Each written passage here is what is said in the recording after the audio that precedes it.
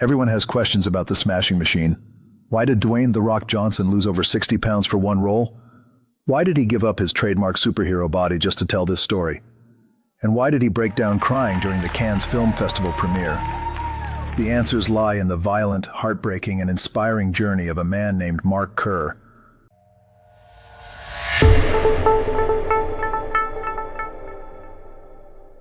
A fighter whose life was so raw that even The Rock had to struggle to bring it to the screen. Mark Kerr was born in Toledo, Ohio in 1968. From the start, wrestling was his escape. He rose through the ranks to become an NCAA Division I champion, and later a world champion in freestyle wrestling and submission grappling. He wasn't just an athlete, he was a machine, built on discipline, sweat, and unshakable drive. By the late 1990s, Kerr exploded into mixed martial arts. In the UFC, he bulldozed opponents with pure wrestling dominance. In Japan's Pride, in front of arenas filled with 50,000 screaming fans, he was untouchable. Commentators said he was the future of the sport. That's when the world gave him the nickname that would follow him forever, the Smashing Machine. But behind the unstoppable warrior, there was pain no one knew about. Endless injuries, brutal training, and the pressure to keep winning led Kerr down a dark path. He relied on painkillers and steroids just to survive. In 1999, at the very height of his career, he overdosed. He lived, but the myth of invincibility was shattered. 2 years later, HBO released a documentary called The Smashing Machine. For the first time, fans saw the truth, the addictions, the rocky relationship with his partner Don Staples, the internal war eating him alive. It was shocking. It was tragic. And it revealed that the toughest battles don't happen inside the cage. They happen inside the mind. As the years went on, Kerr's career crumbled. The wins disappeared, the losses piled up, and the once dominant force was left searching for purpose. He worked at a Toyota dealership. He went back to school.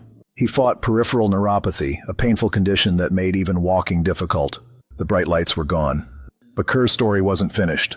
Fast forward to today. Hollywood has revived his journey. Dwayne Johnson transformed himself completely to play Kerr. He dropped over 60 pounds, sat in the makeup chair for hours every day, and even changed his voice to match Kerr's tone. For Johnson, known for superheroes and blockbusters, this was the most demanding role of his life. Directed by Benny Safdie and produced by A24, The Smashing Machine stunned audiences at Cannes and Venice. When the credits rolled, Johnson cried during the standing ovation.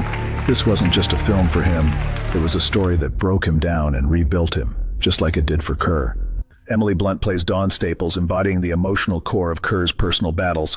And MMA legends like Bas Rutten and Alexander Usyk add authenticity to the world Kerr once ruled. And finally, in June 2025, the real Mark Kerr got the recognition he deserved, induction into the UFC Hall of Fame's Pioneer Wing. For a man defined by both triumph and tragedy, it was redemption, a reminder that his story was always bigger than the cage.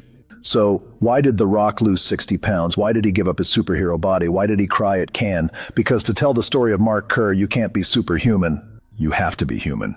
And that's what makes The Smashing Machine more than a fight film.